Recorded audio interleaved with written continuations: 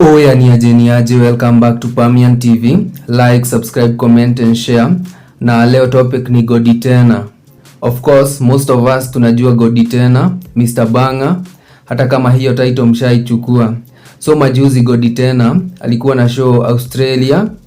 Kuna fan dem flani alisema that Godi Tena alimuibia iPad. But Godi Tena vile aliulizwa akasema that huyo dem anatudanganya. Godi akasema that vile alifika Australia kuna huyu dem alikuwa memdedi akaanza kumspoil huko Australia na alikuwa anataka wakulane. Na Godi Tena pia akasema that huyo dem alimgift iPad. Godi Tena aliendelea kujiexplain, akasema that makosa ilitokea vile alirudi Kenya. Nairobi Gossip wakapost anniversary yake wakiwa na mpoa wake. Vile huyo dem aliona akaamua kumchomea, ati akasema Godi Tena apatie bro yake hiyo iPad. Godi Tena akaendelea kujitetea akasema that huyo dem analipa bloggers wote ili wamharibie jina. Godi Tena anasema that alirudisha hiyo iPad, na pia Godi anasema that huyo dem anatafuta fame na yeye. But niliamua kucheck the other side of the story. Dem alisema that Godi Tena anadanganya, akasema that hakupea Godi hiyo iPad, ati hayuko worth. Na pia akasema alikuwa anajua Godi Tena ako na girlfriend. Huyo dem alidismiss hizo claims.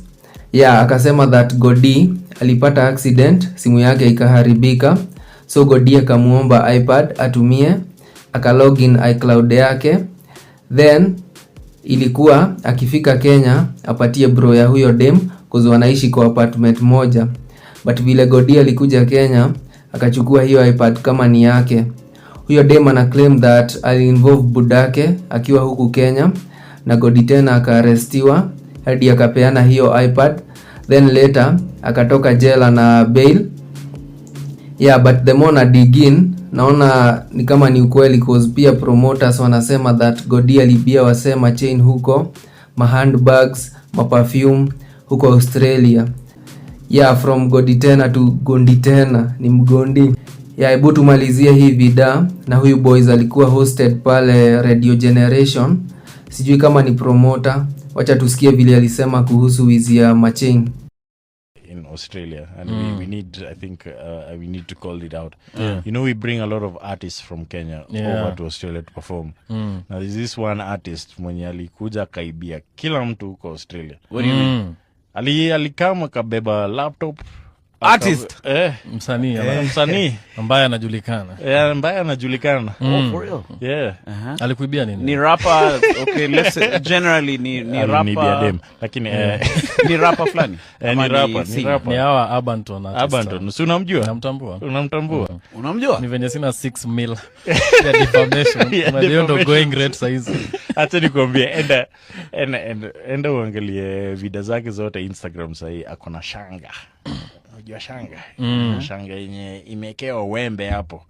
Hiyo ni chain ya boy wangu mbaya sana. For real? Serious? Na anaivaa yule. Sasa ameng'ara nayo kila video amefanya hapo hapo tu. So shameless. Apparently aliko like perform, anasema inahitajika chain, unanisaidia hiyo chain yako mazee iko fiti. Wacha tuone vile story itaendelea.